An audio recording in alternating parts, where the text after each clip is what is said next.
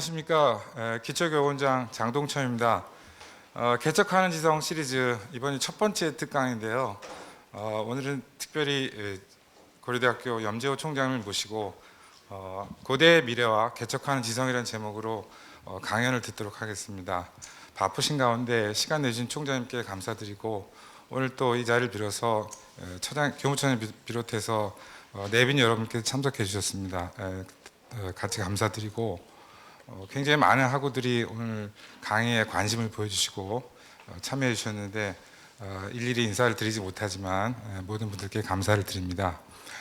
저희가 굉장히 좀 야심차게 이 시리즈가 기획이 될 예정인데, 오늘 첫 테이프를 총장님께서 끊어주셔서 훨씬 더 의의가 있지 않을까 하는 생각이 듭니다. 그럼 오늘의 강연자이신 총장님을 연단으로 모시기로 하겠습니다. 다 같이 뜨거운 박수로 환영해 주시기 바랍니다.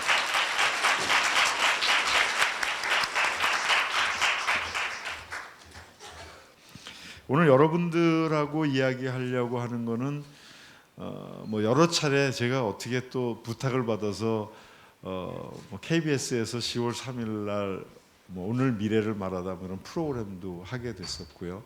이제 그런 것을 통해서 또는 뭐 취임사나 아니면 신입생 환영사 이런 것을 통해서 개척하는 지성, 우리 고려대학교의 학생들은 이렇게 좀 컸으면 좋겠다, 이렇게 좀 어떻게 말하면은 미래의 인재로 자랐으면 좋겠다 하는 그런 뜻을 가지고 있는데, 그러한 내용들을 조금 더 구체적으로 얘기를 하고, 여러분들이 고대에 들어와서 고대인으로서의 프라이드를 가지고 있는데 그게 그냥 흔히 말하는 스카이 대학으로서의 프라이드인가, 아니면은 고대는 정말 어떤 대학인가, 또 그런 대학의 본질을 찾기 위해서 총장으로서 어떤 고민을 하고 있는가, 왜 산무정책, 그 다음에 장학금 제도의 개편, 또 오늘은 아마 우리 입학처장님하고 교육부총장님이 입시제도의 개편에 대해서도 또 이야기를 기자 간담회를 한 것 같은데, 왜 고려대학교가 이런 개혁을 하려고 하는 건가, 이제 그런 내용들에 대해서 여러분들하고 한 40-50분 얘기를 하고 나중에 질문 이렇게 받고 하도록 하겠습니다. 가장 큰 핵심적인 제가 가졌던 고민은, 제가 학생들하고 교양 과목을 한 15년 이상 한 게 미래 사회와 조직이라는 과목을 했었는데, 그 과목을 못 가르치게 된 게 참 아쉽기도 합니다만, 가장 핵심적인 이유 중에 하나는 우리가 미래를 미리 고민하고 미래를 준비하고 살아야 되는데, 대부분 바로 눈앞의 현실만 바라보고 살다 보니까 굉장히 많은 것을 놓친다라는 그런 아쉬움 때문에 그렇습니다. 여러분들은 지금이 중요한 것이 아니고, 지금 학점을 잘 받는 게 중요한 것이 아니고, 지금 대기업에 취업하는 게 중요한 것이 아니고, 최소한 여러분들 100살을 살 텐데 100살에 대한 인생의 설계를 한다라고 하면 어느 면에서 보면은 가장 가까운 시간이 앞으로 20-30년 뒤에 어떤 사람이 돼 있을까. 저는 이제 73학번이기 때문에 여러분들보다 한 40년 이상 선배인데, 내가 40년 전에 무슨 생각을 해서 지금 이 자리에 왔을까. 여러분들은 앞으로 40년 뒤에 30년 뒤에 어떤 사람이 되고 싶을까. 그러면 제가 살았던 40년 전은 어떤 시대고, 지금 여러분들이 생각하는 보는 관점에서의 이것이 그대로 40년 뒤에도 그대로 갈 것인가. 아주 비근한 예를 제가 자주 드리는데, 우리나라의 경제 성장을 보게 되면 제가 다녔던 그때 70년대 초하고 40년 뒤가, 전 세계는 1945년 이후에 한 50년 사이에 한 6.6배 경제 성장을 했다고 하는데, 우리나라는 70년대 초반에서부터 2011년 정도까지 40년 사이에 경제 성장이 287배가 됐거든요. 그러니까 전혀 다른 세상입니다. 아무도 믿지 못하겠지만 제가 대학교 다닐 때 굉장히 어려웠습니다. 그 당시는 다 어려웠습니다. 저희는 도시락 이거 이렇게 하면 굉장히 노인네 같은 얘기지만 도시락에 밥만 싸갖고 와서 학교 앞에서 짬뽕 국물 시켜서 먹고, 그것도 굉장히 좋은 거였고, 주로 라면으로 점심 많이 먹었고요. 잘 이해 안 되겠지만 대학교 4학년 때까지 산동네에서 살았기 때문에 그 수도가 없어서 공동수도에서 이제 물찌개를 졌던 게 저희 때 시대였습니다. 물론 이제 잘 사는 사람들도 있었지만, 그래서 한 번도 그 집에서 등록금을 내준 적이 없었고, 이제 아르바이트하고 그다음에 뭐 장학금 타고 이렇게 했었는데, 너무나 다른 시대가 됐지 않았습니까? 지금은 여러분들이 40년 뒤면은 너무 다른 시대, 최소한 20년, 30년 뒤만 하더라도 너무 다른 시대가 될 텐데, 너무 요 앞만 보고 있는 것 같아서 제가 답답해서 이제 미래 사회 조직이라는 과목을 참 열심히 가르쳤습니다. 마찬가지로 제가 총장이 되면서 여러분들한테 전해주고 싶은 것은, 고려대학교는 어떤 학교고, 이 고려대학교를 통해서 여러분의 인생이 얼마나 멋지게 펼쳐질 수 있고, 그걸 하기 위해서는 어떤 생각을 하고 어떤 준비를 해야 될 건가 하는 것에 대해서 이야기해주고 싶다라는 겁니다.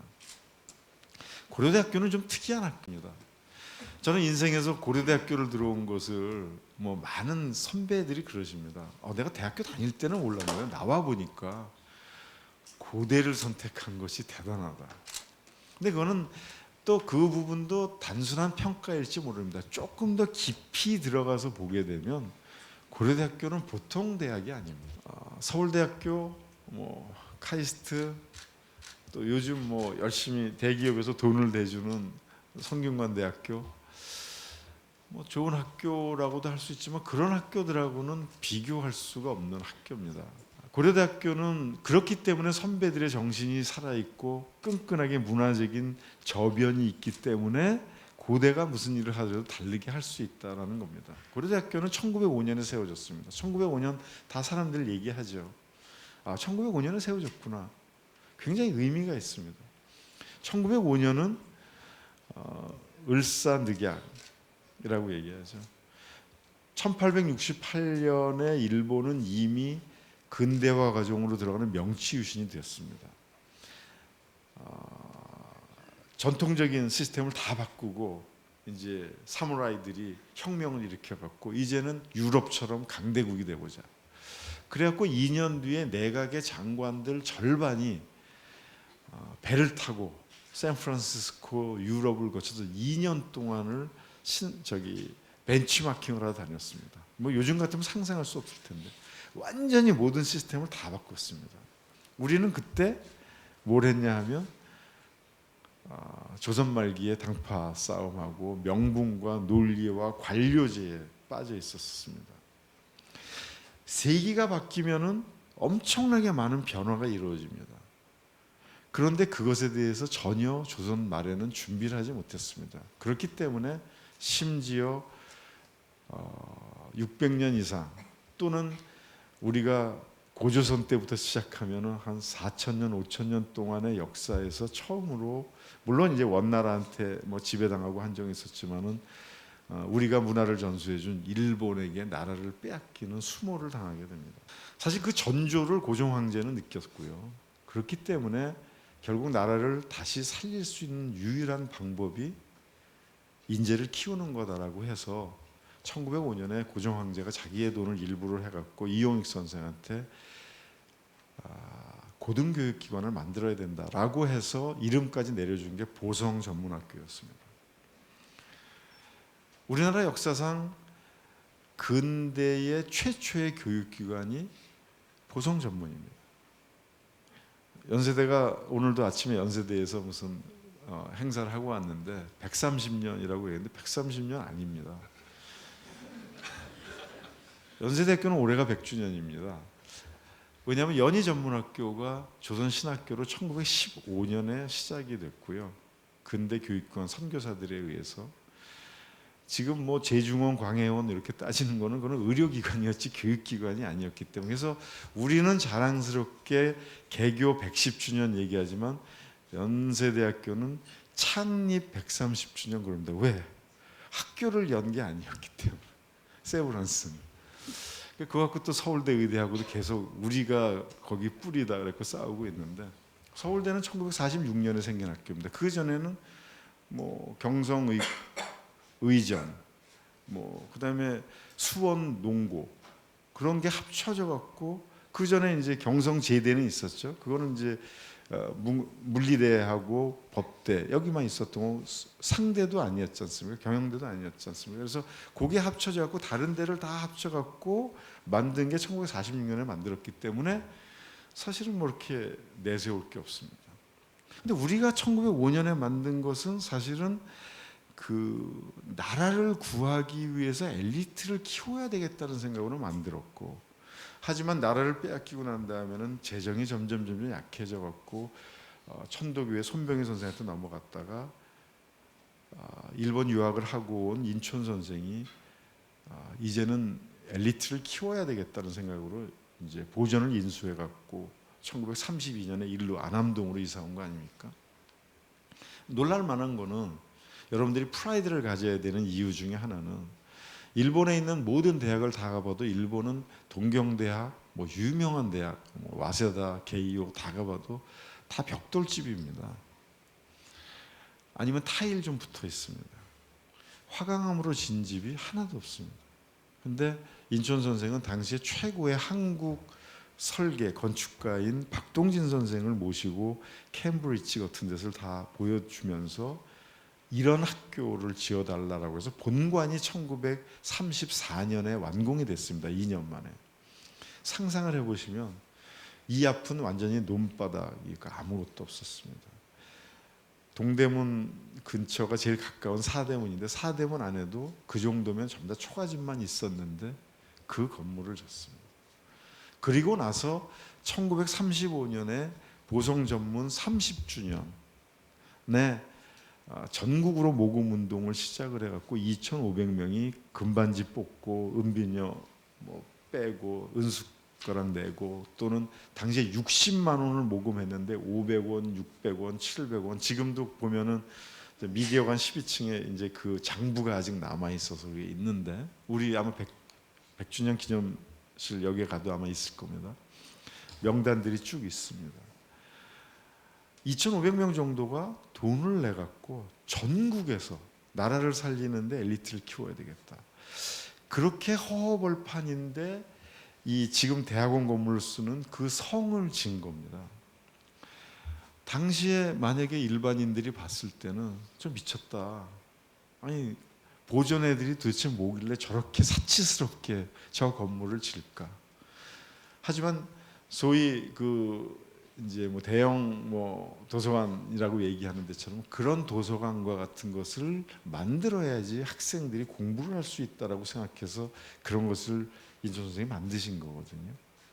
엄청난 비전을 가지고서 온 당시에 그 우리 교과에도 있는 결의의 보람이요 정성이라고 하는 것이 바로 모든 민족의 사람들이 다 이 고려대학교 보전을 키워야 되겠다라고 해서 다 거기다가 이제 도네이션을 한 최초의 사례가 됐습니다. 그렇기 때문에 다른 데서 1년에 저 뭐 서울대학은 지금도 교육부에서 한 1년에 3,700억을 그냥 경상비로 대주고, 고려대학교는 연세대학교나 마찬가지로 사립대학은 단 한 푼도 경상비로는 대주지 않습니다.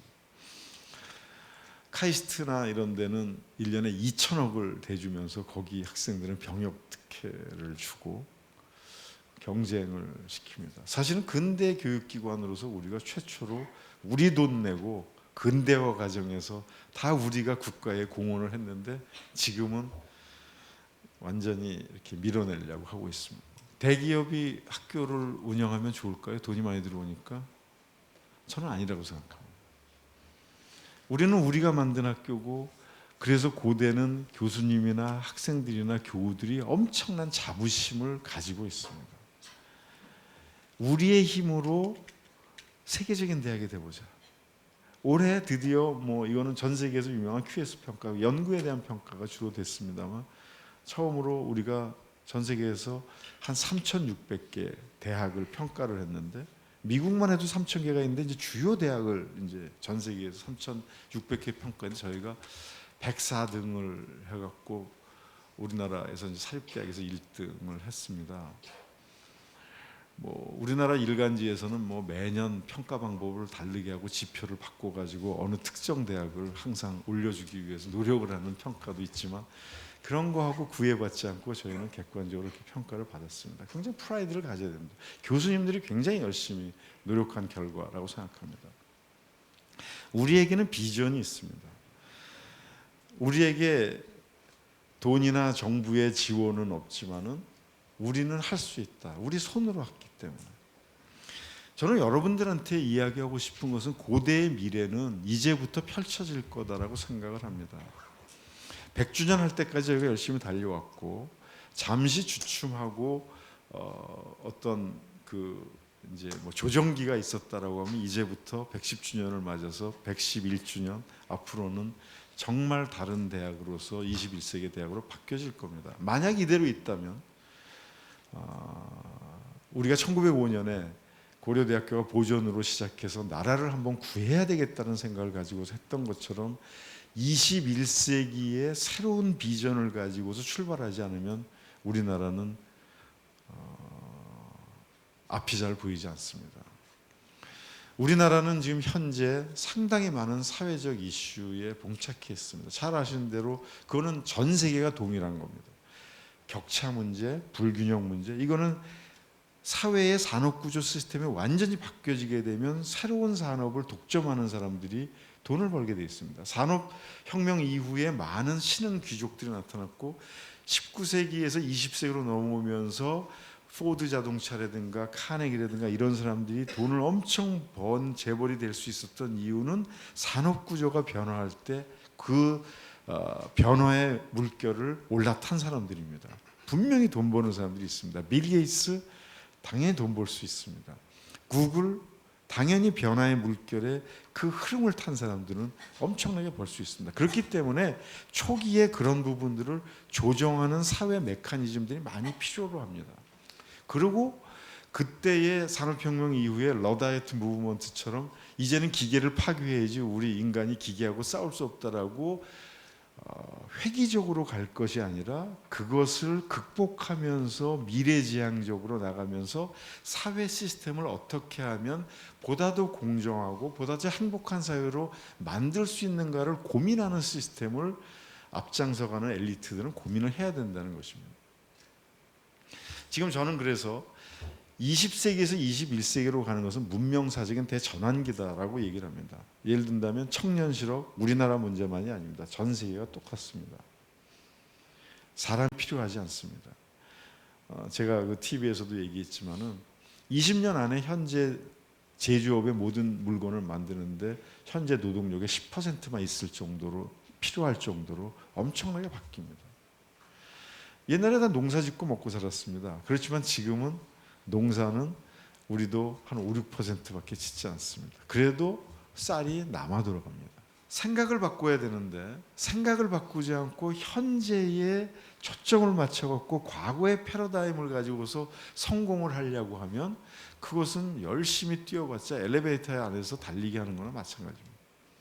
엘리베이터는 엘리베이터가 올라가는 거지 거기서 아무리 달리게 해봤자 개인의 노력으로서 바뀌어지는 것이 없다라는 겁니다. 이런 변화 가운데에서 문명사적인 대전환기에서 대학도 바뀌어져야 됩니다. 제가 여러 차례 이런 거를 많이 얘기했는데 대학 진학률만 보더라도 지금 거진 70% 이상의 대학 진학을 하고 있고 지금 와세다하고 게이오 총장님들하고 아침에도 회의를 하고 왔는데 일본이 50%가 진학을 해서 너무 많다라고 고민을 하고 있습니다. 1960년대는 6%밖에 진학을 하지 않았기 때문에 6% 정도가 되려면 지금은 석사하고 박사 중간 정도가 돼야지 6%고 70% 이상이라고 하면 당시에 고등학교 중퇴, 중졸 정도의 수준입니다. 퍼센테이지로 보면 21세기는 더더욱 더 중요한 것이 이제는 머리 싸움입니다. 지식으로 고부가가치해서 살 수 있는 사회이기 때문에 20세기처럼 대기업에서 조직 안에서 열심히 일하면 먹고 살 수 있고 아주 작은 기술 하나만 가지고서 평생 먹고 살 수 있는 스페셜리스트가 성공할 수 있는 그런 사회가 아닙니다. 그래서 21세기에는 멀티펑션 해야 되고 다양한 문제를 다양한 해결 방식을 가지고서 문제를 풀어내는 사람들이 중요하다는 거죠. 또 거기에는 상당히 중요한 것이 행복에 대한 가치, 사람의 삶에 대한 가치, 인성, 이러한 보다 더 깊이 있는 능력, 이런 것들이 프로들한테 훨씬 더 중요합니다. 우리 전인지 선수가 굉장히 우리 여러분들 동료지만은 프로에서 굉장히 잘하지 않습니까? 프로 골퍼들이 갖춰야 될 덕목, 장타를 날려야 된다, 힘이 세야 된다, 절대로 그렇지 않습니다. 제가 프로 골퍼들을 키우는 그 부모들을 만나서 얘기를 했는데, 제가 아는 사람도 얘는 중학교 때 얘는 안 되겠다 그러는데 뭔지 아세요? 가장 중요한 거는 정신력입니다. 그 다음에 승부욕, 도전하려고 하는 정신, 그런 것이 중요하고, 또 그것은 어디에서 바탕에서 나오냐 하면 성품, 굉장히 중요합니다. 여러분들이 지금 스펙을 쌓고 성적 잘 받고 오래 일을 받았다, 평균 4.3이다, 4.5 만점에, 사실은 그것도 중요할지 모르지만 그거는 중요도에서 차지하는 비중은 제가 졸업할 때보다 여러분들 시대에는 훨씬 더 중요도가 떨어집니다. 아무 의미 없습니다. 미국에서 대학에 취업할 때 성적표 가지고 오라고 그러는데 있는 줄 아세요? 없습니다.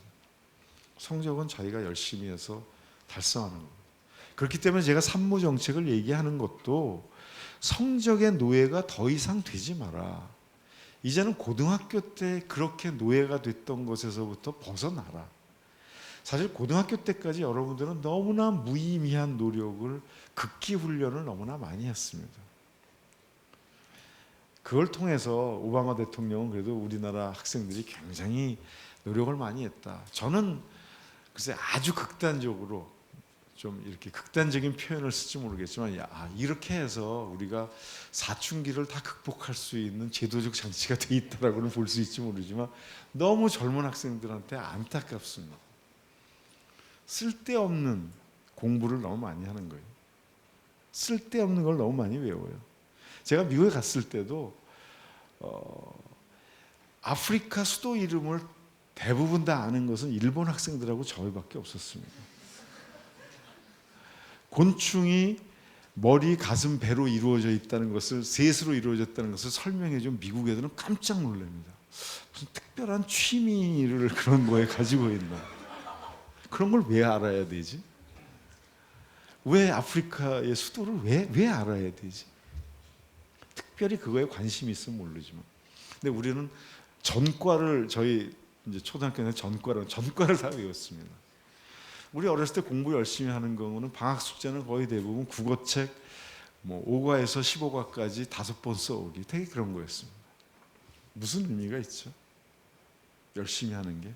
열심히 하는 거 의미 없습니다. 저는 여러분들한테 그리고 기업에서도 열심히 하는 사람 뽑지 말라고 그럽니다. 열심히 하는 거는 누구나 기본적으로 할 수 있습니다. 그거는 의미 없습니다. 프로는 잘해야 됩니다. 열심히는 누가 못해요. 그냥 육체적으로 하면 되는 거죠. 그게 아니라 결과가 중요하죠. 잉글리시 프리미어 리그에서 난 저기 수비수가 100만 불짜리라서 도저히 난 골을 못 넣겠어 라고 공격수가 얘기하면 걔는 그냥 그만두라고 그러죠. 그런 수비수가 있어도 골은 들어가지 않습니까? 그게 중요한 거죠. 여러분들한테 제가 이야기 드리고 싶은 건, 이제 더 이상 성적 잘 받고 성적으로 보상받아갖고 대기업에 들어가서 평생을 편안하게 정년 때까지 임금은 계속, 월급은 시간만 지나면 올라가고, 그래서 풍요롭게 있다가 정년을 맞이할 거다, 그런 거 없습니다. 참 힘든 세상이죠. 저희 때보다 굉장히 어려운 시대죠. 근데 제가 더 안타까운 것은 그렇게 어려운데 대학교 들어올 때까지 그렇게 고생 좀 안 하고 좀 편안하게 있다가 이제 대학에서 와서 공부를 해야 되는 건데, 대학에 와서 공부해야 되는 거거든요. 공부는요. 엘리트고 리더고 이런 사람은 대학에 와서 이제는 어른이 돼갖고 사회 문제도 눈을 뜨게 되고 자연현상도 흥미를 갖게 되고 이게 왜 이런가 하고 그걸 탐구하면서 지식을 찾아가야 되는 건데, 다 씹어준 다이제스트 지식만을 열심히 외우는 것이 공부라고 생각을 해갖고 대학을 딱 들어오고 나서는 아, 이제 예수님이 십자가에서 다 이루었다 한 것처럼 딱 손을 놓는 그러한 것은 아니라는 거죠. 이제 시작입니다, 여러분들. 이제 시작이에요. 그러니까 좀 안타까워요.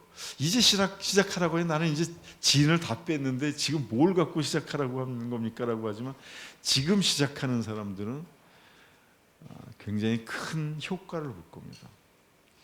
고3 때처럼만 노력을 하면, 아마 대학교 때 고3 때처럼만 노력, 요즘은 대학생들도 많이 하니까 제가 대학교 다닐 때는 고3 때처럼만 노력을 하면 저는 좀 그런 편에 속했다라고도 볼 수 있는데, 그러면 10배 정도의 효과를 얻을 수 있습니다. 몇 가지 그 제안이라고 할까, 여러분들한테 팁을 좀 드리고 싶은 게, 첫 번째는 대학생이 됐을 때에 저희 때보다도 점점 대학생의 자율성이 줄어들었습니다.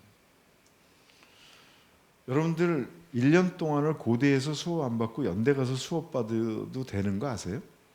학점 교환이 다 되기 때문에 경제원론 여기서 안 듣고 거기서 경제원론 서울대 가서 들어도 됩니다. 안 합니다. 아무리 좋은 제도를 다 만들어 놔도 심지어 자기 학과의 바운더리도 안 벗어나려고 그럽니다.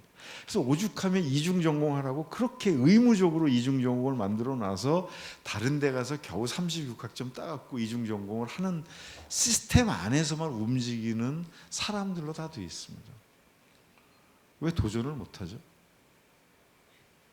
도전해야 됩니다. 제 얘기를 해서 좀 미안합니다만, 저는 대학교 다닐 때 법대 행정학과를 다녔기 때문에 다 고시했습니다. 저희는 50명이 행정학과 정원인데 23명이 행정고시 합격했습니다. 한 친구는 3학년 때 사시 합격했습니다. 엄청나게 애들 공부 열심히 했습니다. 고3 같았습니다. 저만 유일하게 학문을 하겠다라고 공부를 했습니다. 그것도 1년 마치고 났는데 1학년 때는 되게 다 1학년 때 많이 놀잖아요. 그래서 어영부영하다 보니까 F가 2개가 나와서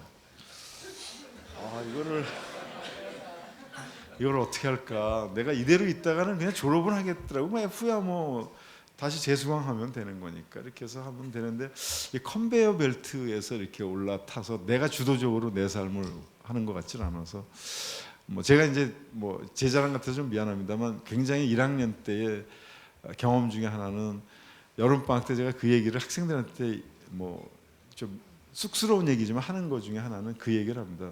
뭔가 주도적인 걸 하고 싶었다. 고3 때까지는 너무나 이 대학 입시 그냥 들어오고 싶어서 막 제가 제일 화났던 건 이런 겁니다. 저는 고대 법대를 들어오는 것이 정말 대부분 그런 사람도 있을 정도로 죽어도 좋다 이런 정도로 고3 때 열심히 해서 들어왔는데, 그때 제일 화가 났던 거는 이제 인류고등학교, 저희 때는 경기 서울 경북이 있었는데, 경기 나온 친구가 딱 와서 각자 자기소개를 하는데, 뭐 자기는 고3 때 하도 놀아갖고 여기로 왔다고 그래갖고 내가 너무 화가 나갖고 이제 그런 적이 있었는데, 저는 고대법대 들어온 것을 인생에서 너무나 자랑스럽게 생각하고 프라이드를 느끼고 있었는데, 근데 이제 한 학기를 마치면서 F가 이제 2개가 나오니까 이거 어떻게 할까? 뭐 내가 이게 뭐지? 이런 생각이 들어서, 그때 이제 한 게 연세대학교 다니는 제일 친한 친구, 고등학교 친구랑 둘이서 계획을 해갖고, 좀 무모한 짓이지만 서울에서 부산까지 13일 동안 걸어갔습니다. 한번 해보자. 근데 되게 힘든 여름에 정말 그건 너무 무식한 짓인데, 말도 안 되는 일이고, 요즘 학생들은 국토대장정, 어제도 그 동아제약의 이제 강신호 회장님 모셔서 그런 얘기를 하시는데, 거기가 이제 그거 하는데 144명을 뽑는데 한 100대 1 된다 그러더라고요, 거기에. 그래서 거의 600km를 걷는데, 근데 저희 그 서울에서 부산까지 430km거든요. 정말 죽는 줄 알았습니다. 친구랑 대구 정도에서 헤어지기도 하고 맨날 싸워갖고 치사하게 그때는 저 뭐야 미린다라고 주스를 파는 게 있었는데 그걸 먹을까 아니면 물에다가 가루 주스를 타서 먹을 것 같고 돈을 아끼게 된다는 것 때문에 서로 싸우고 뭐 그랬습니다. 저희 때는 가루 주스 타 먹던 세대였습니다. 근데 하고 났더니 끝나고 나서 이 친구 꼴도 보기 싫어갖고 열흘 동안 연락도 안 하고 그랬는데 지금도 제일 친한 친구인데 미국에서 살고 있지만 근데 점점 시간이 갈수록 저에 대한 자신감이 생깁니다. 나는 그런 거 할 수 있구나.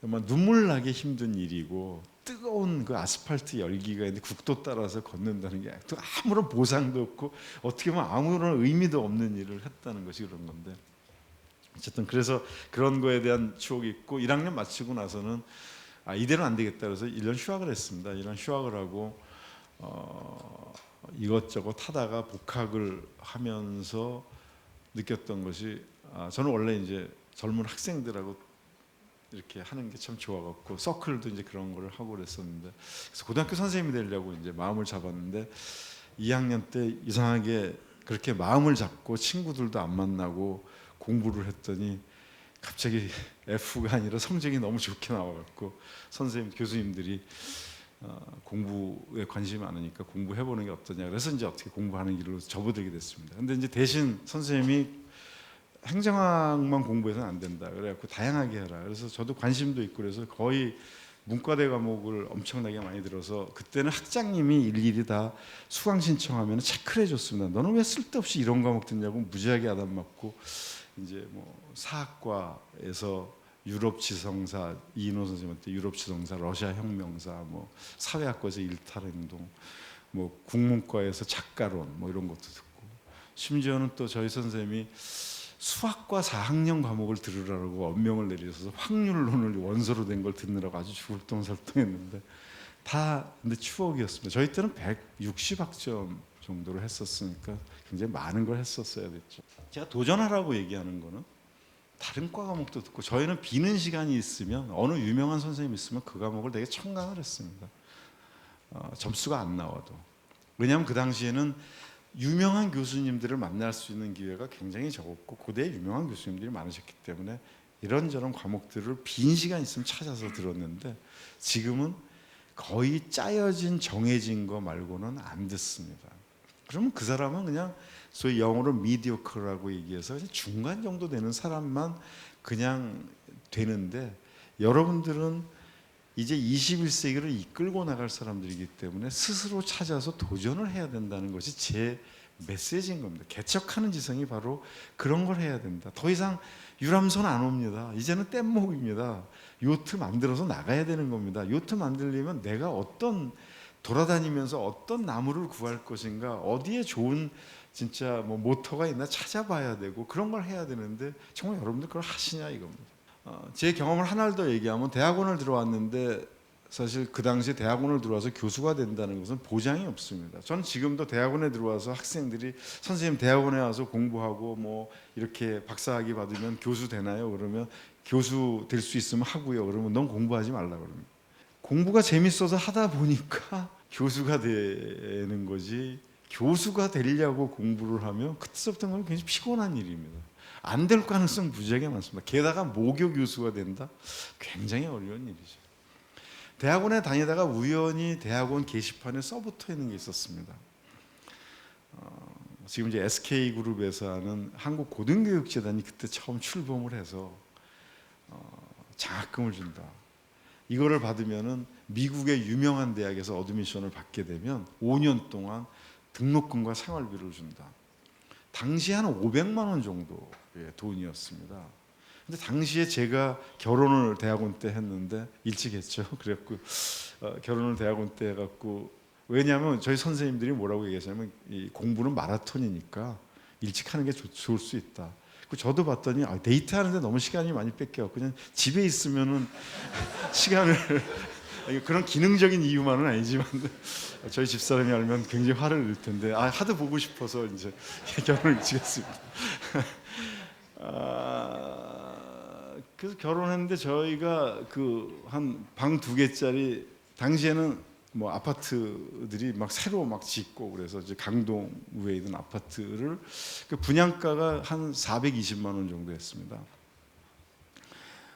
그랬는데 이 1년 생활비하고 등록금이 뭐 하버드나 막 스탠포드 이런 데는 한 500만 원 정도 되니까 집 한 채씩 팔아야 되는 겁니다. 그러니까 우리 같은 서민은 뭐 도저히 불가능한 거였죠. 근데 거기서 장학금을 준다 그래서 아니 어떻게 이런 게 있을 수 있나? 근데 봤더니 주소가 남산으로 돼 있습니다. 남산이 당시에는 유명하게 지금 국정원 같은 게 중앙정보부가 아주 무서운 데였는데 그래서 얘네들이 중앙정보부가 이게 돈을 주나 그래갖고 한번 도전을 했습니다.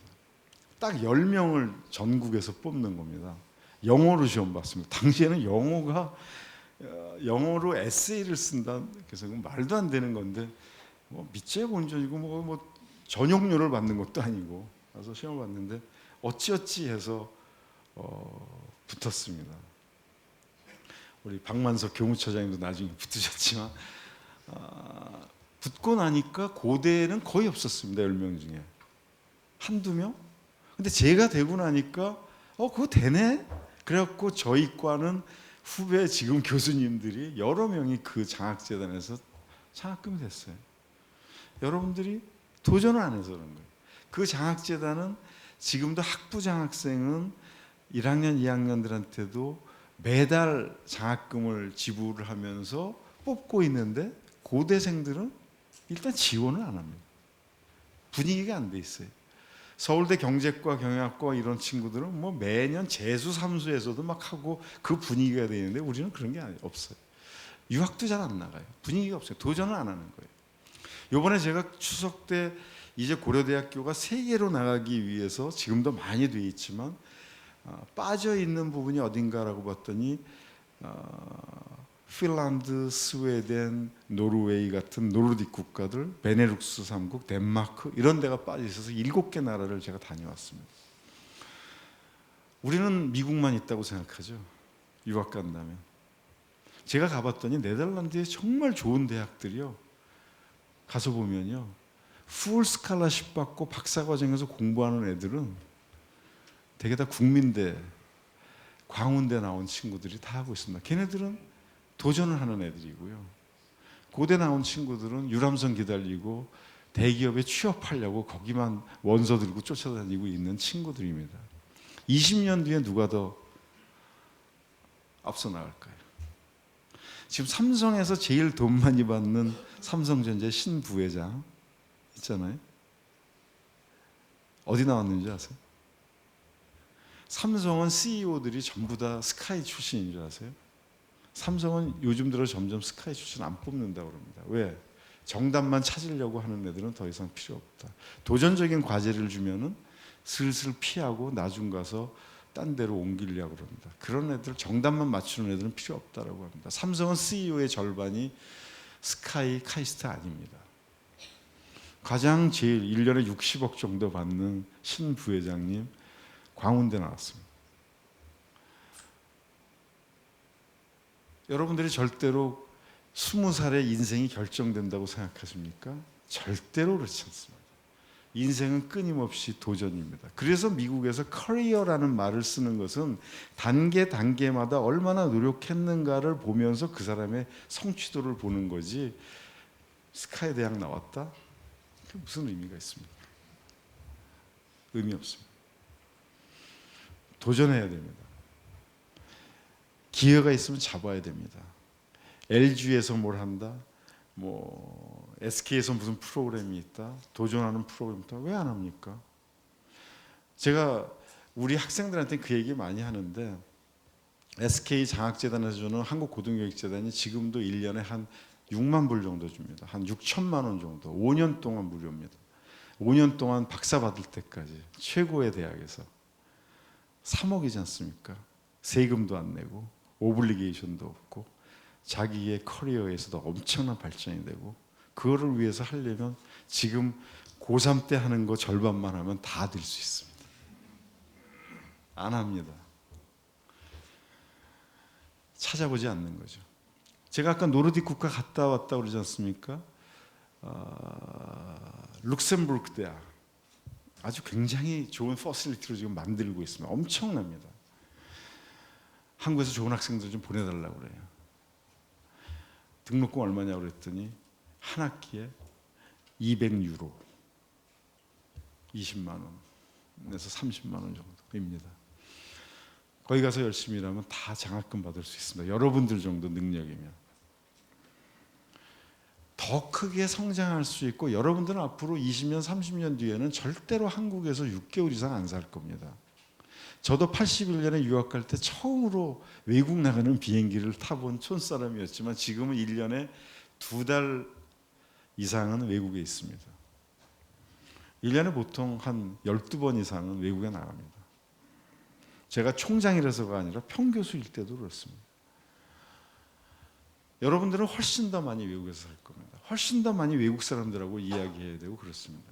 두 번째 제가 얘기하려고 하는 것은, 그렇기 때문에 무기가 있어야 되는데 언어, 외국어 잘해야 됩니다.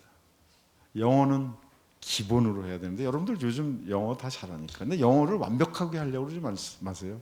제가 영어 옛날에 아르바이트 할 때 보면 전부 다 맨날 그 성문 종합 영어 가르칠 때 보면요, 한 달 내내 맨 처음에 명사, 그 다음에 관사, 정관사, 형용사 거기까지 나가고서 도저히 못하겠습니다 그러고 끝나는데, 프레지던트 앞에 더가 붙느냐 안 붙느냐 이거는 별로 중요하지 않습니다. 미국 가서도 중요한 거는 이제 동사가 중요한데, 뭐 수동태, 능동태 이런 거 훨씬 중요하고, 그런데 그런 거는 거의 안 하고 앞부분만 하다가 포기하는데 제발 그러지 마세요.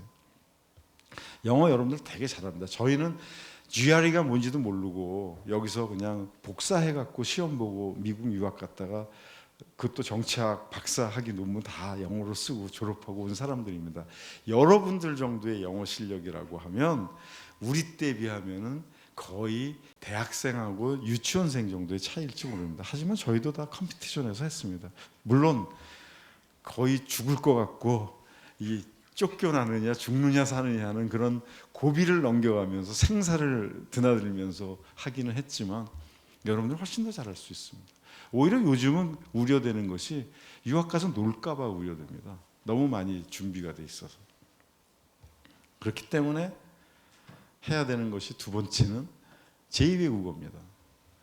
최소한 지금 같은 경우는 중국어나 일본어나 불어나 스페인어 정도에서 최소한 외국어 2개 이상은 대학교 4학년 다닐 때까지 해야 됩니다. 그래서 제가 인터내셔널 우리 글로벌 리더십 프로그램에서 우리 장돈천 선생님 많이 도와주셨지만은 차이나 글로벌 리더십 프로그램 하는 거가 하루에 6시간씩 집중적으로 우리 고대에서 4주 하고 중국 가서 4주 하게 되면, 제가 작년에 가서 봤더니 수료식을 할 때 신소재공학부 학생이 단 한마디도 못하는 학생이 8주 동안 수업이 하루에 6시간이니까 12시간 내지 15시간 공부해야 되거든요. 원고 없이 5분 동안 중국어로 수료식 때 스피치를 해갖고 인민대학 총장이 너무 놀래갖고 저거 사실이냐 이렇게 물어봤습니다. 여러분들 할 수 있습니다. 저는 1학년 때 괜히 겉멋이 들린 건 아니지만은 독일어를 그때 제2외국어를 의무적으로 다 해야 하기 때문에 독일어는 고등학교 때부터 해서 했는데 지금 독일어를 제일 못하고요. 단어만 몇 개 알고 있고, 개인적으로 청강하고 개인적으로 배우기 위해서 스페인어 1년 정도 뛰었고, 그다음에 우연히 미국에 가서 일본을 다시 발견해갖고 일본어를 해서 지금 일본어는 뭐 사실 영어보다 더 편하게 뭐 강의도 하고 그러는데, 최소한 2개를 갖고 있으니까 다른 사람들은 무기가 2개라서 훨씬 더 쓰임새가 많습니다. 중국어도 열심히 배우려고 지금 2년 전서부터 북경대 갔을 때부터 열심히 하는데, 아직은 그냥 택시 타고 이제 얼루 가세요 절루 가세요 뭐 밥 시켜 먹고 할 정도밖에 못하지만 6개월에서 여러분들은 대학교 다닐 때 할 수 있습니다. 제가 아는 한국계 지금 대기업의 임원으로 있는 젊은 친구는 하버드 나왔는데, 하버드 다닐 때 인류학을 하겠다 그래갖고 했는데 영어하고 한국어는 기본적으로 잘하는데 대학교 다닐 때 3개 언어를 했더라고요. 일본어, 중국어, 러시아어 완벽하게 합니다. 그러고 나서는 동시에 3개를 하버드 다닐 때 3학년 4학년 때 듣고서 그 다음에 다 1년씩 그 나라에 가서 살고, 그러고 나서 지금은 거의 다 강의할 수 있을 정도로 프레젠테이션 정말 잘합니다. 3개국어 완벽합니다. 그러니까 공부하려던 사람을 대기업에서 스카우트 해갖고 쓰고 있습니다. 사실은 투자를 하고 여러분들의 몸에 엄청난 능력을 키우는 것이 중요하지, 미니멈의 스펙을 맞춰놓고서 내가 뽑혀지기를 바라는 수동적인 사람이 되지 마시길 바랍니다.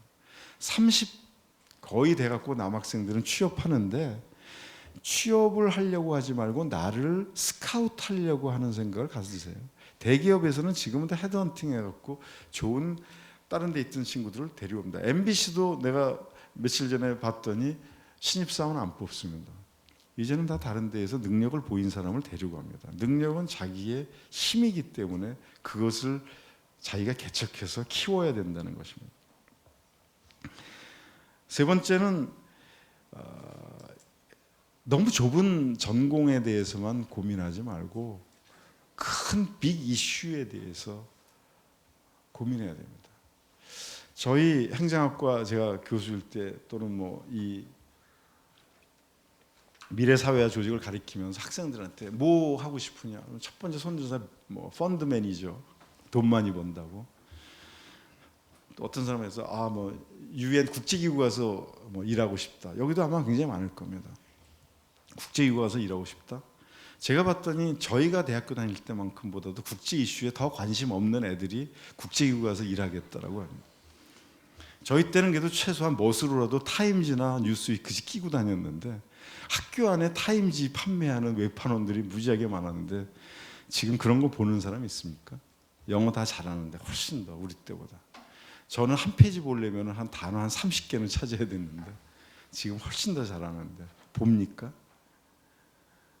지금 아프가니스탄 어떻게 사태가 되는지 관심 있습니까? 어디에서 어떤 일들이 벌어지는지, 아프리카에서 무슨 일이 벌어지는지 관심 있습니까? 그런 관심도 없으면서 무슨 유엔에 가서 일을 하겠다 그러죠? 관심이 있어야지. 유엔 가서 일하려면 최소한 스테이터스 좋은 거 자리 잡기 위해서, 내가 국제기구에서 일한다는 거 보기 위해서, 그거는 나는 좀 잘못된 거라고 생각합니다. 아까 얘기한 것처럼 박사 받으면 교수 되나요 하는 거랑 비슷한 겁니다. 공부를 관심이 있어야지, 공부는 관심이 없으면서 타이틀만 따갖고 직업을 선택하겠다? 그거는 사회적으로도 별로 바람직하지 않다라고 생각합니다. 빅 이슈에 관심이 많아야 됩니다. 왜 이런가? 왜 이 이슈가 있는가? 왜 이런 문제들이 벌어지는가? 이걸 나는 어떻게 해결할 건가? 합리적이고 가장 잘 풀 수 있는 방법은 무엇인가에 대해서 고민하고 토론해야 됩니다. 여러분들 친구들하고 밥 먹으면서 토론할 때 그런 빅 이슈에 대해서 논의합니까? 아니면 어느 가수가 뭐 무슨 옷을 입었대 뭐 이런 거 갖고 얘기합니까? 이제 여러분들은 우리나라를 이끌어가고 세계를 이끌어갈 엘리트가 될 가능성이 가장 높은 사람들입니다. 그러면 빅 이슈들에 대해서, 커다란 주제들에 대해서 고민하는 훈련을 가져야 된다고 생각합니다. 시간이 많이 가서 마지막으로 정리를 하나 하면, 인천 선생이 항상 하시는 말씀 중에 저도 총장 접견 시에도 붙여놓고, 공선사후라는 말이 있습니다. 우리가 신자유주의가 굉장히 팽배하면서 자본주의가 확대가 되면서 사적인 이익을 많이 추구합니다. 당연합니다. 인간의 본성이기 때문에 사적 이익을 추구하는 게 맞습니다. 하지만 더 큰 인간이 되기 위해서는 사적인 이익과 공적인 이익이 충돌할 때에는 공적인 이익에 대해서 투자를 하는 것이 나중에 사적인 이익이 극대화될 수 있는 것이라는 것을 염두에 두는 것도 굉장히 좋다고 생각합니다. 당장은 단기적으로는 사적인 이익, 단기적인 이익이 굉장히 많은 효용을 주는 것 같지만, 장기적인 관점에서 봤을 때는 반드시 그렇지 않은 경우들이 너무나 많이 있습니다.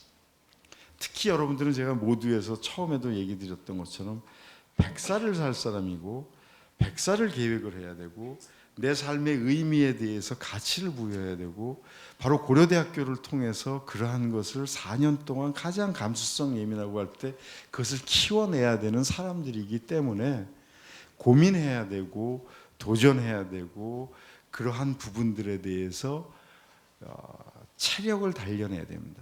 형식질을 많이 갖는 사람이 아니라 안목지가 있어야 되는데 안목지는 바로 그와 같은 근육입니다.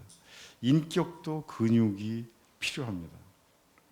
그렇기 때문에 제가 무감독 시험도 해야 된다라고 하는 것은 물론 생각하는 문제를 교수님들이 많이 내야 되고 우리가 분석하는 걸 해야 되지만 내가 내 유혹을 대학교에서는 용서받을 수 있지만 사회에 나가서 더 큰 유혹을 극복하기 위해서는 끊임없이 훈련해야 됩니다. 근육을 키우기 위해서 하루아침에 되지 않습니다. 뭐 단백질 먹고 가서 한 3개월 열심히 하면 근육이 늘어나는 것 같지만 그러한 것들은 3살 버릇 8 간다고 끊임없이 단련해야 됩니다. 여러분들이 습관을 한번 만들어 놓으면 그것은 계속합니다. 저도 가진 습관이 하나 있습니다. 저보고 무슨 운동하십니까? 저는 운동하는 게 하나도 없습니다. 골프도 안 칩니다. 하지만 유일하게 하는 거가 고3 때부터 하는 운동이 체조하고 아침 저녁으로 체조하고 팔굽혀펴기 합니다. 맨 처음에 한 30개부터 시작해서 점점 늘어나서 지금은 한 번에 아침에 100개, 저녁 때 100개 팔굽혀펴기 하는데 그게 제 건강을 지켜주는 마치 양치질 하듯이 하고 있습니다. 한 번 해놓으면 이거는 그냥 무슨 특별히 계획을 세워서도 하는 거 그냥 저는 저녁에 잘 때 옷 갈아입고 양치질 하는 거랑 똑같은 식으로 하고 있습니다. 그런 습관을 들이시기 바랍니다. 제가 습관 못 들이는 나쁜 것들은 일기 같은 거 잘 못 씁니다. 일기 같은 거 써보세요. 좋은 습관이죠. 내가 내 나름대로 60 정도 됐을 때 내가 자랑스럽게 얘기할 수 있는 습관을 지금 만드세요. 여러분들한테 굉장히 큰 변화가 있을 겁니다. 단기적인 목표가 아니라 장기적인 목표. 그렇기 때문에 너무 작은 이익을 찾으려고 하지 말고 큰 것을 찾으세요. 여러분들은 굉장히 큰 사람입니다. 우리 사회가 여러분들을 큰 사람으로서 이미 대접하고 있습니다. 제가 아까 부산까지 걸어갔다고 할 때 굉장히 뿌듯하게 느꼈던 것은 제 친구랑 저랑 저희 때는 그때 뭐 학교 교모가 있었습니다. 모자가. 저희는 모택동 모자 같은 거가 고대 교모였고 연대는 딱 보면 알겠지만 베레모 같은 얍삽한 모자가 이제 있었는데 그래서 그걸 쓰고 다니면은 지방에 있는 어른들은 보고서 몇 살이냐고 그래서 저희가 그때 뭐 19살 뭐 이럴 때지 않습니까? 1학년 때니까 19입니다. 근데 고려대 학교를 다닙니까? 엄청나게 지방에서는 대단한 걸 생각합니다. 나라를 이끌 사람이라고 생각하는 거죠. 바로 여러분들도 그렇습니다.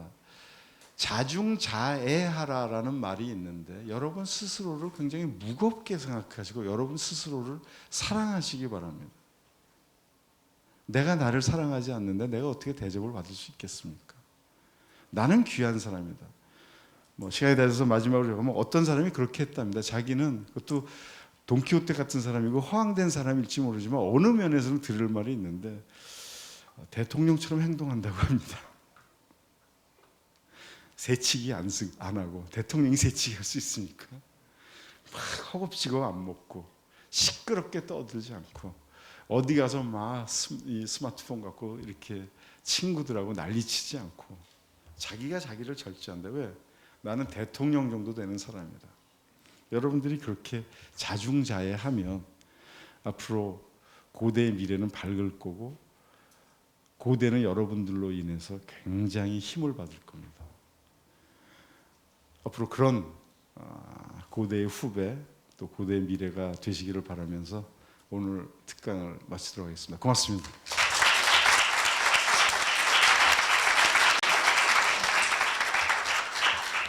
그 질문은 예, 총장님 감사합니다. 아마 오늘 진지하게 들은 학생들은 일단 기말고사 성적은 좀 좋지 않지 않을까 싶지만 궁극적으로는 자중자애하면서 성공하는 고대 인물이 되지 않을까 하는 생각이 듭니다.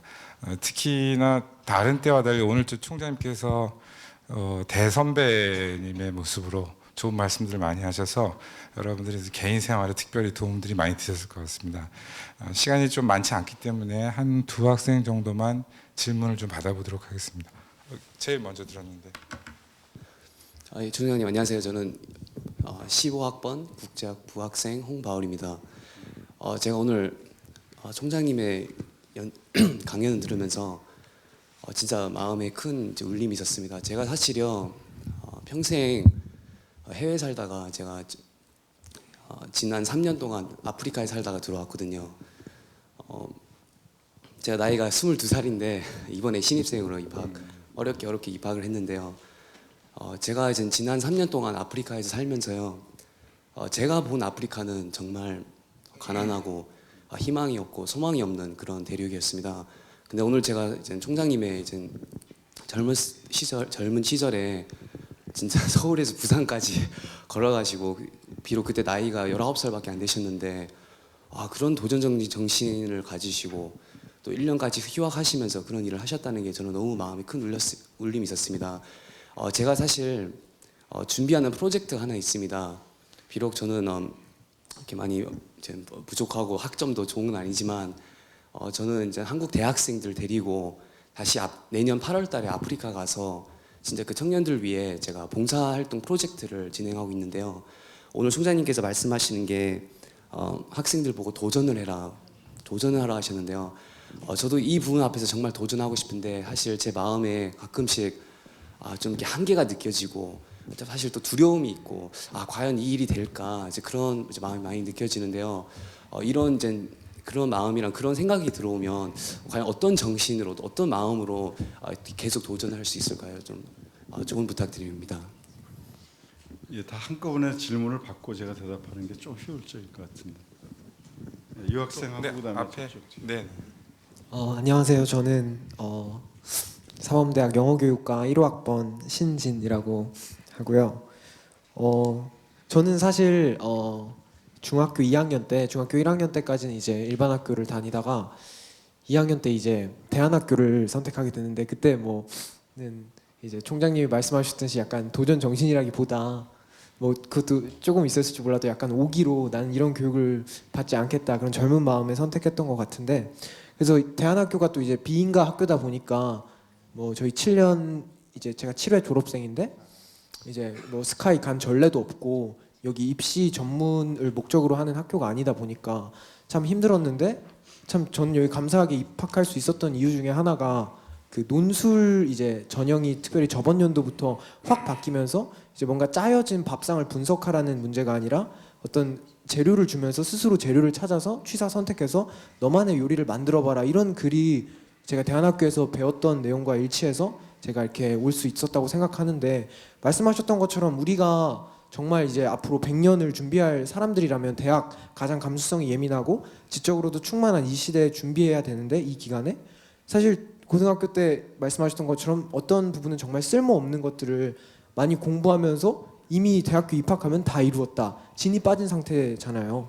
그래서 이제 여기에 대한 대안으로는 어쩌면 제가 이제 경험했던 그 논술고사의 전형처럼 이런 입시 제도가 좀 대학교 와서 정말 할 수 있는 힘이 남아 있는 그리고 어떤 면에서 그런 잠재력이 있는 인재를 뽑아야 되는 게 굉장히 현실적으로 필요할 것 같은데 혹시 입시 제도를 그렇다면 어떤 식으로 고려대학교가 바꿔 나가고 있는지 이런 인재를 키우기 위해서는 일단은 그래도 준비된 사람을 또 처음부터 뽑아야지 되지 이게 효율적이지 않습니까? 그래서 그런 부분에 대해서 입시 제도가 어떻게 이 개척한 지성에 대해서 애초에 뽑을 때부터 준비돼 있는지 그걸 질문하고 싶습니다. 네, 총장님 강연 잘 들었고요. 아까 고대 역사에 대해서 잘 배웠습니다. 저는 자유종합고 학생회장 송홍훈이라고 합니다. 저는 고대도 지금 변화하고 있다고 생각을 합니다. 14학년도 가을학기 이후로 외국인 학생들의 입학이 상당히 늘었고요. 지금 여기도 저희 자유종합부 외국인 학생들이 좀 많이 와 있는데요. 그에 대한 시스템적 대비나 비전이 전혀 준비가 안 된 듯합니다. 제 개인적인 생각이지만 대학 평가 때문에 국제전형 때문에 좀 급급하게 아무 준비 없이 받았나 생각이 들고 해서 혹시 이런 외국인 학생의 입학 증가에 따른 담론이나 혹은 비전, 총장님의 생각이 어떠한지 좀 궁금해서 여쭙고 싶습니다. 그 국제학부 홍바울 학생이 참 좋은 경험했고 좋은 도전했습니다. 근데 저도 굉장히 필요하다고 생각합니다. 근데 거기에서 굉장히 중요한 거는 자기의 삶의 목표하고 이 부분을 어떻게 맞출 것인가 하는 것이 굉장히 중요합니다. 제가 며칠 전에 세종에 가서도 이제 이 비슷한 특강을 하면서 그런 얘기를 했습니다. 그 미국의 이제 쿼터백이 그 미식 축구를 할 때 쿼터백이 그냥 공을 이렇게 던지는 것 같지만 사실 그렇지 않습니다. 엄청나게 힘든 과정에서 합니다. 왜냐하면 러닝백이 막 뛰어서 자기 공을 앞에 달려가서 받아야 되고 쿼터백은 항상 자기 포지션부터 뒤로 물러서서 던져야 되는데 그 사이에 앞에 있는 수비수들이 공격을 해오기 때문에 엄청나게 도망을 가면서 이걸 던지는데 러닝백이 어디로 갈 건가 서 있는 자리에서 받는 게 아니고 달리는 자리에서 이 사람이 어디로 갈 건가를 향해서 던지는데 대부분 수비하는 쫓아가는 친구들은 거의 30cm, 50cm 간격으로 쫓아가서 그것을 인터셉트 하려고 합니다. 환상적인 거죠. 왜 이 예를 드리냐면 여러분들도 지금 방황하고 여러 가지의 과정들이 있는데 내가 궁극적으로 볼을 던져서 어디쯤 가서 내가 이거는 뭐 나는 같은 저거니까 볼을 잡을 수 있을까 하는 것에 대한 비전이 있어야 됩니다. 단순하게 지금 봉사활동 많이 한다고 해서 그걸로 끝하면 잘못하다 보면 아까 뭐 대안학교 나온 학생도 있는데 잘못하다 보면 로빈슨 크루소가 돼서는 안 된다라는 겁니다. 돈키호테가 돼서는 안 된다는 겁니다. 그것을 힘으로 활용해서 무엇인가 역사도 바꿀 수 있고 하는 여러 가지의 것들을 자기 나름대로 치열하게 만들어내야 되는 것이 엘리트들의 사명입니다. 그러한 부분에 대해서는 굉장히 많이 고민하고 하시기 바라고요. 굉장히 어려울 때 뭐 저는 개인적으로 뭐 신앙을 가지고 있습니다만 나름대로의 그런 더 큰 비전이나 목표하고 끊임없이 반추해 나가면서 자기가 만들어가야 된다고 생각합니다. 두 번째 영교과 신진 학생이 질문한 논술에 대해서 제가 굉장히 기쁘게 들었던 것 중에 하나가 그런 게 있습니다. 저도 논술 출제위원장도 했고 뭐 그랬었습니다만 옛날에 대치동 학원가에서 고대 논술을 대비하기 제일 어렵다라는 이야기를 들었을 때 저는 굉장히 기쁘게 생각했습니다. 사교육에서 대비할 수 있을 정도의 논술을 낸다면 그건 고대 논술이 아니다. 그럼에도 불구하고 제가 화가 나서 얼마 전에 지난주에 기자간담회 할 때 그런 표현을 썼었는데 뭐냐 하면 우리가 지금 등록금을 한 학기에 한 평균 400만 원, 1년에 한 800만 원을 받는데 신문에 나온 걸 봤더니 대치동에서 논술 과외를 한 달에 1,000만 원 주고 한다는 아이들이 있다. 그럼 이건 뭔가? 우리는 전체 예산 중에서 등록금이 차지하는 비중이 지금 50%가 안 되고 나머지는 여러 가지를 해서 돈을 벌어가지고 여러분들을 좋은 시설에서 좋은 교수님들을 모시고 좋은 강의를 교육을 시키려고 노력을 하고 있는데 학교 예산이 전체가 한 2조 정도 되는데 저 병원이 한 8천억 되니까 병원은 뺀다고 하더라도 교수님들 연구비가 한 4천억 가까이 되고 순수하게 학생들한테 쓰는 교육비가 7천억인데 학생들 등록금은 2,500억입니다. 학부 학생들은. 그런 측면에서 보면은 정말 여기 오면은 엄청난 베네핏을 받을 수 있기 때문에 투자의 관점에서 보면은 엄청나게 여기 들어오기 위해서 투자를 하면은 들어와서는 그 이익을 4년 동안 받을 수 있으니까 당연히 하는 것은 당연하지만 뭔가 잘못돼 있다. 또 경제적으로 어려운 학생들은 들어올 기회를 잃을 수 있다. 그러면 이것은 뭔가 문제가 있는 것이 아닌가 이렇게 생각을 합니다. 그래서 이제 여러 가지로 시스템도 바꾸고 입시도 바꾸고 하려고 하는데 제가 이제 입학처를 인재 발굴처라고 바꾸려고 생각했던 것은 인재를 우리가 이제는 발굴해야지 학생들이 오는 것을 수동적으로 줄 세워 가지고서 이렇게 커트하는 그러한 시스템은 안 된다. 오늘 아마 이제 발표를 큰 틀에서는 했을 겁니다. 앞으로는 저희가 지방도 찾아가고 교수님들이 찾아다니면서 인재를 발굴하는 시스템을 개발할 겁니다. 고대가 먼저 나서지 않으면 언제까지 사교육에 뭐라고 얘기하나요? 구렁텅이에서 헤어나지 못하고 사교육에서 엄청나게 많은 비용을 쓰게 되면 결혼도 안 하고 애도 안 낳고 사회 전체적으로 왜곡된 현상들이 막 나타나는 이 모순을 극복하기 위해서라도 고대가 먼저 인재 발굴을 해야 되겠다 이런 생각을 갖고 있습니다. 그 자유전공학부의 송영군 지적한 것 중에서 외국인 학생에 대한 거라든가 아니면은 자유전공학부는 여태까지 그렇게 고대가 중점을 들여서 계획을 하고 교육을 시키고 하지 못한 것에 대해서 솔직히 얘기해서 죄송하게 생각합니다. 앞으로는 저희가 지금 교무처를 중심으로 해서 교양 과목이라든가 또는 자유전공을 저희가 뭐 유연학기제도 있고 다양한 형태의 학생들을 키우기 위해서 저희가 옛날에는 뭐 취업 지도하고 뭐 이런 정도만 했는데 이제 그게 아니라 1학년 때부터 학생들을 키우기 위해서 인재 개발원이라는 것을 학생처 안에 만들어서 단순하게 전공 과목뿐만 아니라 제가 아까 말씀드렸던 차이나 글로벌 리더십 프로그램 등의 장학금을 다 그런 쪽으로 프로그램 장학금으로 해서 일본어, 스페인어, 러시아어 그런 걸 할 겁니다. 여러분들이 정말 원하면 매 방학 때마다 도전할 수 있습니다. 등록금 생활비 다 대줄 겁니다. 그 나라 가서 하는 거에 대해서 그런 프로그램 장학금 만들 거고요. 인문사회계 학생들한테는 이번 겨울 방학부터 소프트웨어 트레이닝을 한 8주 정도 집중해서 하는 것들을 장학금을 줘갖고 시킬 겁니다. 이공계 학생들한테는 고전 읽는 것 같은 것들을 프로그램을 만들 거고 또 인문사회가 됐건 자연계 학생들이 됐건 예를 들면 원한다라고 하면 회계학 같은 것이 꼭 필요하다라고 하면 그런 것을 프로그램을 만들어서 학생들이 선택해서 들을 수 있게 저희들이 이제 더 이상 니네들이 알아서 하라고 방목하지 않을 겁니다. 굉장히 많은 도전할 수 있는 과제들을 계속 던져줄 겁니다. 여러분이 원하시면 그것을 찾을 수 있습니다. 미인을 영웅은 미인을 차지하는 영웅은 저희가 도전을 해야 된다고 얘기하지만 그런 거나 마찬가지의 개념이라고 생각합니다. 외국인 학생에 대해서도 고민을 많이 했습니다. 외국인 학생들 그대로 외국인 학생도 마찬가지로 앞으로는 저희가 싱가포르 국립대학이나 홍콩 과기대 이런 데들은 지금 50% 정도가 외국인 학생들입니다.